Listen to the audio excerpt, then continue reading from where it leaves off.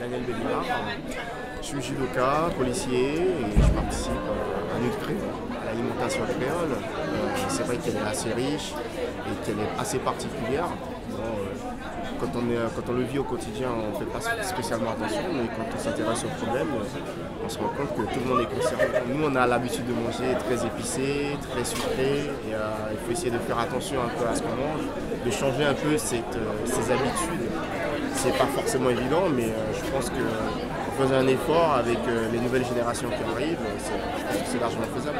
Je pense que c'est toujours bien d'échanger sur les différentes cultures au niveau de la nutrition, mais on se rend compte que ce soit dans les dom-toms, les différents dom-toms qui existent, on a la même problématique et d'échanger, d'essayer d'apporter des solutions pour que ça évolue, c'est pas mal. Bonjour tout le monde. Bonjour. Je me présente Daniel Béliard. Je suis guyanais de parents martiniquais, je suis judoka, policier. Je suis un sportif de haut niveau à la retraite. Oui, ça peut faire sourire, mais bon, voilà, j'ai 38 ans. Et à 38 ans, un judoka, il n'a pas sa place parmi les jeunes. Alors j'ai continué un peu à faire du judo dans ce qu'on appelle le championnat vétéran. Et effectivement, il y a 15 jours, j'étais à Miami pour les championnats du monde vétéran où j'étais amené deuxième.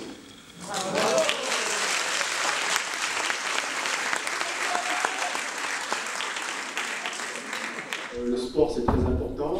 J'ai fait du sport toute ma vie, depuis l'âge de 6 ans. Je fais du judo, effectivement. Bon, après, sportif de haut niveau, tôt ou tard, on s'arrête. Mais quand on s'arrête, on passe de 20 heures de sport par semaine à 1, 2, voire 3 heures par semaine. Et c'est une grosse différence. Au jour d'aujourd'hui, c'est vrai qu'on vous parle de demi-heure de sport par jour, ou d'essayer de faire 3 fois du sport dans la semaine. C'est vrai que j'étais à 5 entraînements par semaine. C'était beaucoup, c'était quelque chose que je ne me rendais pas compte. C'est une fois qu'on arrête, je me dis mais comment je faisais pour faire autant d'heures de sport par semaine. Mais on ne peut pas s'arrêter du jour au lendemain à passer à zéro, parce que après c'est catastrophique. Je suis arrivé en 1991 sur la métropole, je pesais 65 kg pour 1m80. Aujourd'hui je fais 1m80, 90 kg. Dans ma carrière de haut niveau, j'étais à 81 kg. J'ai arrêté en 2008 le haut niveau. Il y a 9 kilos qui sont arrivés. C'est du gras, c'est un peu de tout. Mais au bout d'un moment,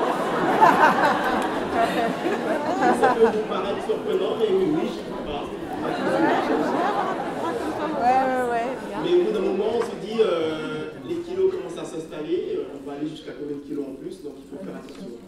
Donc on commence à réfléchir, à se dire, bon, je ne vais pas reprendre le judo complètement, parce que, vous savez, j'ai mis le poids dessus.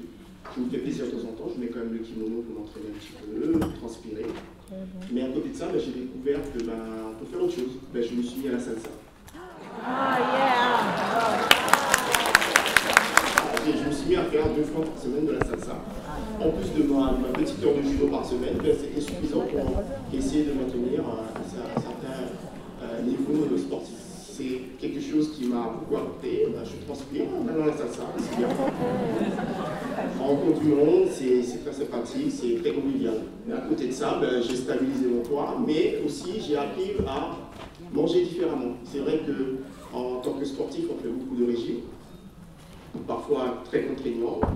Le plus gros régime que j'ai dû en faire, c'était de perdre 8 kg en 2 semaines.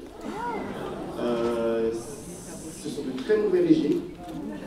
De très mauvais régimes à ne pas faire, parce qu'après, dans les premières semaines, j'ai récupéré 10 kg en 3 jours. Donc c'est vraiment pas quelque chose à faire, mais bon,